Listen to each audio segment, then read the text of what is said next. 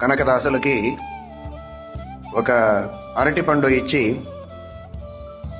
ఏ స్థలమునందు ఎవరూ లేరో అటువంటి ఏకాంత ప్రదేశమునందు ఈ అరటిపండు తిని రావాలి.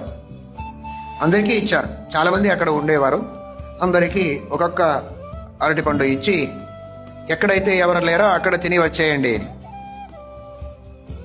అందరూ వెళ్ళారు. రూమ్లో వెళ్ళి తలుపు వేసుకొని కొందరు తిన్నారు. నీళ్ళు మునిగి అక్కడ కొందరు తిన్నారు. గుహలోకి వెళ్ళి తిన్నారు. ఏదేదో ప్రయత్నం చేశారు. కనకదాసులు మాత్రం ఆ అరటిపండు తీసుకువచ్చి వ్యాసరాజులు గురువులు వారు ముందట పెట్టి సమర్పణం చేసి క్షమాయాచన చేశారు. గురువుగారు, మీరు చెప్పినారు కానీ మాకు ఎక్కడ అటువంటి స్థలమే దొరకలేదు. ఎందుకు అంటే అన్ని చోట్ల భగవంతుడు ఉన్నాడు. ఆ భగవంతుడు లేని స్థలమే లేదు. సర్వత్ర వ్యాప్తుడు. అంతటా వ్యాప్తుడై ఉన్న ఆ భగవంతుణ్ణి వదిలి తినడానికి రాదు. ఇటువంటి పరిస్థితి ఉంది. చాలా సంతోషమైంది వ్యాసరాజులకు. సరే, చాలా సంతోషం.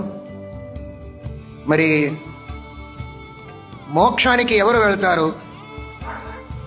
దాని గురించి ఎవరైనా చెప్పగలుగుతారా అంటే కొందరు అన్నారు, వ్యాసరాజులు మహానుభావులు, తమరు మోక్షానికి వెళతారు, మనం అందరం మిమ్మల్ని అనుసరిస్తాము అంతే.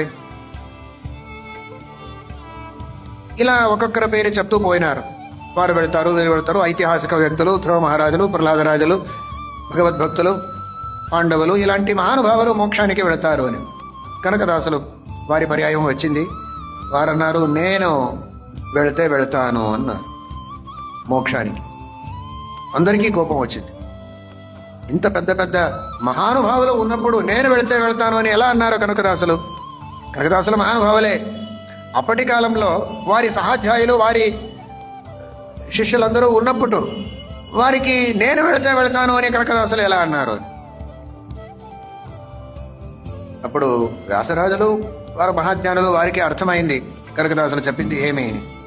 మిగతా శిష్యులకు అర్థం కావాలి అనే ఉద్దేశంతో వ్యాసరాజులు అన్నట, మీరే చెప్పండి ఆ శబ్దానికి అర్థమేమి? నేను వెళితే వెళతాను అంటే ఏమి?